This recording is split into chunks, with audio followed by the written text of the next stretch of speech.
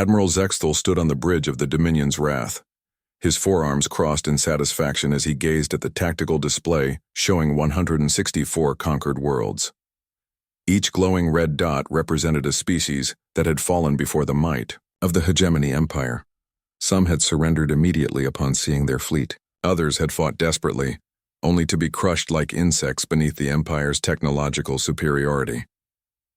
"Admiral," his communications officer hissed through translator implants, "the War Council has approved your request.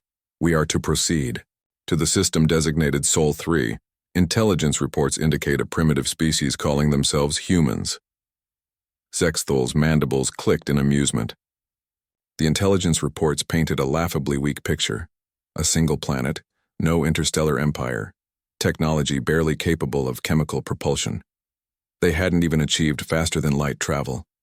It would be like crushing an ant with a battlecruiser. "How many ships shall we deploy, Admiral?" asked his tactical officer. "All of them," Zexthal declared, spreading his arms wide. "Let this be a demonstration to any watching species. The 165th Victory will be our most glorious yet." The assembled fleet was a sight that had brought entire star nations to their knees. 847 warships ranging from nimble destroyers to massive dreadnoughts, each one capable of glassing a continent. Their shields could withstand the fury of stars, their weapons could crack moons. No force in the known galaxy had ever withstood such overwhelming power. As they dropped out of hyperspace at the edge of the Sol system, Zexthal expected immediate surrender transmissions. Instead, his sensors detected something unexpected. The humans were launching ships to meet them. Primitive vessels with fusion drives, moving at a mere fraction of light speed. "Tactical analysis," Zexthal commanded, his amusement growing.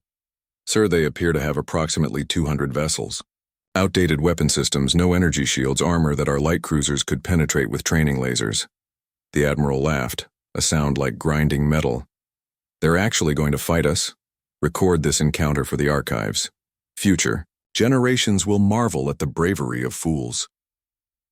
The human fleet approached in formation, and Zexthal had to admit their discipline was impressive for primitives.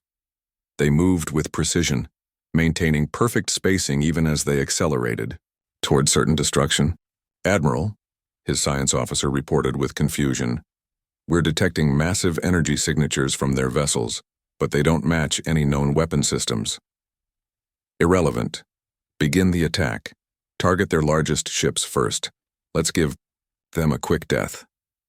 The hegemony fleet opened fire with devastating volleys of plasma and antimatter.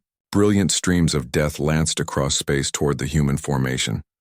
Zexthal watched with satisfaction, already composing his victory report. Then something impossible happened. The human ships didn't explode.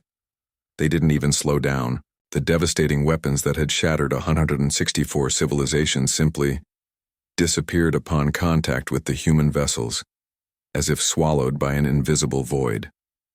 "Report!" Zexthal roared, his confidence wavering. "Sir, our weapons are having no effect. It's as if they're being absorbed by some kind of..." The science officer's words were cut off as the human ship suddenly accelerated far beyond their predicted capabilities. In seconds, they had closed the distance and were among the hegemony formation. What followed defied everything Zexthal thought he knew about warfare. The human ships weren't firing weapons. They were doing something far worse. Wherever they passed, hegemony vessels simply ceased to exist. Not exploded, not destroyed, but erased as if they had never been. "How is this possible?" Zexthal demanded, watching his mighty fleet vanish ship by ship. His chief scientist, pale with terror, stammered out an explanation. "Sir, we've been monitoring their energy signatures. They're not using conventional weapons. They're manipulating space-time itself. Those ships, they're powered by miniaturized black holes." The revelation hit Zexthal like a physical blow. The humans hadn't failed to develop advanced technology. They had developed technology so advanced that it appeared primitive to those too ignorant to understand it. While the hegemony had been perfecting bigger guns and stronger shields, humanity had been learning to harness the fundamental forces of the universe itself. "All ships retreat, emergency hyperspace jump," Zexthal ordered. But it was too late. The human vessels had surrounded them in a perfect sphere, and space itself seemed to be responding to their will. Hyperspace was somehow sealed off, preventing escape. The mighty admiral who had conquered 164 worlds found himself trapped by creatures he had dismissed as insects. One of the human ships approached the Dominion's wrath. A communication channel opened, and Zexthul heard a calm, almost bored human voice. "Admiral Zexthul of the Hegemony Empire, we know who you are and what you've done. We've been watching your little conquest spree for some time now." "Impossible," Zexthul whispered. "You don't even have interstellar travel." A sound that might have been laughter came through the channel. "Admiral, we've been traveling between stars since before your species developed agriculture. We just never saw the need to advertise the fact. As for your fleet..." The human paused, and in that moment, Zexthul felt the gravity of his situation, crushing down on him. "We're researchers, Admiral, not conquerors. We study civilizations, catalog species, preserve knowledge. Your empire, however, represents a contamination that must be sterilized. You've destroyed too much, learned too little, and grown far too arrogant." The last thing Admiral Zexthul saw was the human ship's hull opening like an iris, revealing something that hurt to look at directly, a piece of the void itself, hungry and waiting. When the galactic communication networks next updated, there was no mention of the Hegemony Empire, no trace of their 847 ship fleet, no record of Admiral Zexthul or his 164 victories. It was as if they had never existed at all. On Earth, a simple report was filed. "Pest control operation completed. Universe slightly tidier.